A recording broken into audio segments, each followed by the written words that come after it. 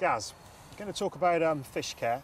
I know it's a topic that is close to your heart, and in my view, one that should be talked about a lot. You just talk us through from netting a fish to looking after on the bank and how you do that and some of the products you use. Okay. I mean, I guess the most important thing to think about there is, is actually, like you say, the process, basically. Sure. And actually kind of having that planned out in your head before it happens. I think I get the idea possibly sometimes that people don't necessarily have kind of things planned. You know, you'll see people net fish, and then because obviously, you know, you're buzzing when you've caught one. Caught up in a moment, aren't you? And you can get caught up in the moment, and you know, you do see that happen. So the first thing I always do, which is really important, is just to leave the fish in the net just for 5-10 minutes, just to let it recover. Obviously, it's just fought for its life. You know, it's worn out, literally. You know, so I personally don't believe it's a good thing to bring the fish out straight away. I just think giving it, you know, just 5 minutes maybe, just to recover, just to literally let it get its breath back and a little bit of its strength, you know, is a really good thing for the fish's health and safety. Plus also, just lets you calm down, you know, just sort of set yourself, and then you can actually think about, you know, what you're going to do. You can get your stuff out and get yourself prepared. Call another angler over as well. Yeah, exactly. You know, you get some help over and all the rest.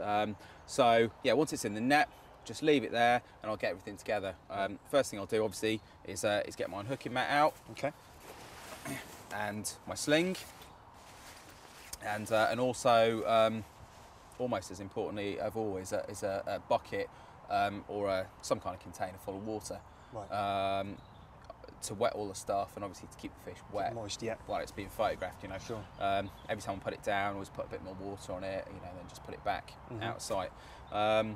So yeah, just to talk about the kit, this is the Armo padded mat. Really, really nice, big, thick mat, but it's still, because of the type of foam, you can still actually roll it up, you know, really tight, so it can be. Yeah, I mean, even if I'm stalking, I'll still use this. It can be rolled up, clipped on top of a little rucksack, you know. Also doubles as a nice seat if needs be, or a bed. So yeah, that's one thing about that. The other things about this mat that make it really good are the Velcro flap. You know, when you're returning a fish, once you've photographed it, it's on the mat, then you don't necessarily have to transfer it, you know, back into the net or sort of back into a sling. Don't want to handle it too many times. No, because again, it just means more handling. So you can just literally slip it inside there, Velcro that up, and then that can be carried just like that between two of you back to the water. Plus this floats on the water as well.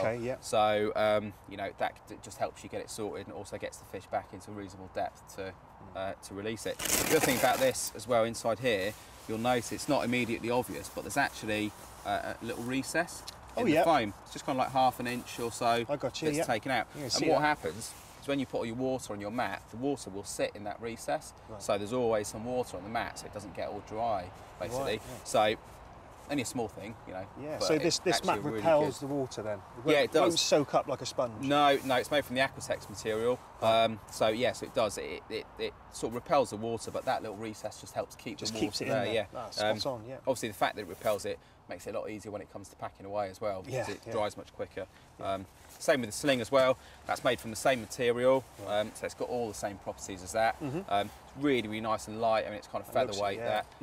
These are made from air grade aluminium, so they're really strong. Super strong, but you know, they're really light, which is a really big thing for me. I like the look of those aluminium poles, because that spreads the weight on these 2 points there, so you ain't got the fish bucking in the middle. No, there's nothing worse than the slings that kind of come in from the middle, because the fish is being bent, whereas that spreads the weight, so the fish is just going to stay. Keeps that lateral shape. Yeah, exactly. You've got the little loops on there for weighing, so it keeps the scales centred, stops them from swinging around.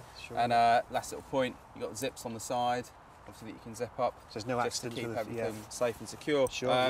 And I guess the last little thing about fish safety that I think is something absolutely everyone should have in their rucksack, no excuses, is just a little carp care kit. This is the one done by Thinking Anglers. You can also get the same one through Corda, which is made by Thinking Anglers, with the same stuff in it. Basically, you've just got 2 little bottles of water, 2 little bottles of liquid, and some little cotton buds for application, and you get 2, one for the mouth and one for the body. All it takes literally is just a little dab on there, and it just helps the fish just, you know, recuperate a little bit quicker. just helps it along the way. And obviously they heal themselves, but yeah, of course. But if you can just help them along, and there's instructions on the back for each one, is there? Yep, yeah, you got instructions for there.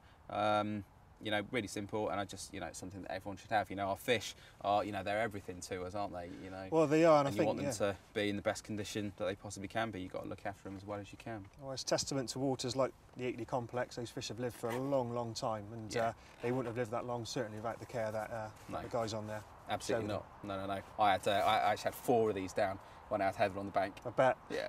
Well, fair play, because I say can't be talked about enough in my opinion, and these little tips I think will see anglers in good stead when they do have that magic fish on the bank. Yeah. Good stuff. Cheers, mate.